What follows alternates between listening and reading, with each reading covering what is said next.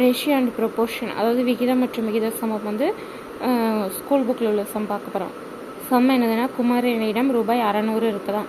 அதை வந்து விமலா மற்றும் யாழினிக்கு 2:3, அதாவது 2:3 என்ற விகிதத்தில் பகிர்ந்தளிக்கிறார்.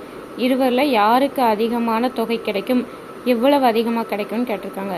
விமலாவுக்கு யாழினிக்கு, விமலாவுக்கு வந்து 2 பங்கும் யாழினிக்கு வந்து 3 பங்கும் பகிர்ந்தளிக்கிறான்னு கொடுத்துருக்காங்க 600 ரூபாயில். அப்போ யாழினிக்கு 2 பங்குனா 2 போட்டுக்கணும். விமலாவுக்கு தானே 2 பங்கு, அப்போ 2/2, 2ஐயும் 3ஐயும் கூட்டினோம்னா 5 வருமா, அப்போ 2/5 × 600 போட்டுக்கிடணும். அப்போ ஈக்குவல் டு 5ஐயும் 600ஐயும் அடி கொடுத்தோம்னா 5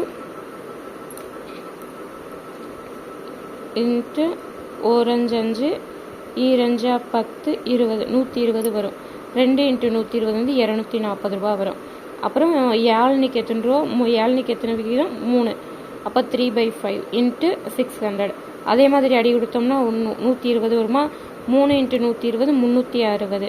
அப்போ யாழ்னிக்கு தான் அதிகமாக கிடச்சிருக்கு. யாருக்கு அதிகமாக கிடச்சிருக்குன்னு கேட்டிருக்காங்க, யாழ்னிக்கு அதிகம். அப்போ இதுலேருந்து இதை மைனஸ் பண்ணால் எவ்வளோ அதிகம்னு கிடைச்சோமா, 360லேருந்து 240 அதிகப்படுத்தினோம்னா கழிச்சோம்னா 120 ரூபா அதிகமாக கிடைக்குது யாழ்னிக்கு.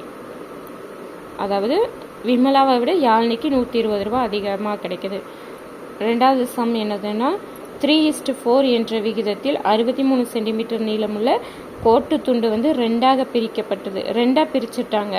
கிடைக்கும் கோட்டு துண்டுகளின் நீளம் கேட்காங்க, லென்த் எவ்வளோன்னு கேட்காங்க. 2ஆக பிரித்தது என்னது, 3:4 அப்படிங்கிற விகிதத்தில் 63 சென்டிமீட்டர், ஒரு 62 சென்டிமீட்டர் நீளமுள்ள அது வந்து 2ஆக பிரிச்சுருக்காங்களாம். அப்போ ஒவ்வொன்றோட பிரிக்கப்பட்டன்னா ஒவ்வொன்றோட லென்த் எவ்வளவுன்னு கேட்குறாங்க. இது எவ்வளவு, இது எவ்வளவு அப்படின்னு சொல்லி. அப்போ 3 போடுவோமா, 2ஐயும் ஆட் பண்ணோம்னா 7 வருதா. அப்போ 3/7 × 63. அப்புறம் அடி கொடுக்கணுமா, 63ஐயும் 7ஐயும் அடி கொடுத்தோம்னா 7 இருக்குன்னா 1 7 9 7 63 வரும்.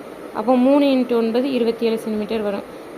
அப்புறம் ரெண்டாவது பங்கு என்னது 4, அப்போ 4/7 × 63 வரும். அதே 9 வரும். 4 9 36. அப்போது 3க்கும் 4க்கும் பங்கு என்ன கிடச்சிக்குன்னா 27 சென்டிமீட்டர் 36 சென்டிமீட்டர். இதுதான் ஆன்சர். அதேமாதிரி 1:3க்கும் 1:2க்கும் 63 சென்டிமீட்டர் போட்டோம்னா எந்த மாதிரி வருதுன்னு பார்த்து கண்டுபிடிக்கணும். இதுதான் ஆன்சர்.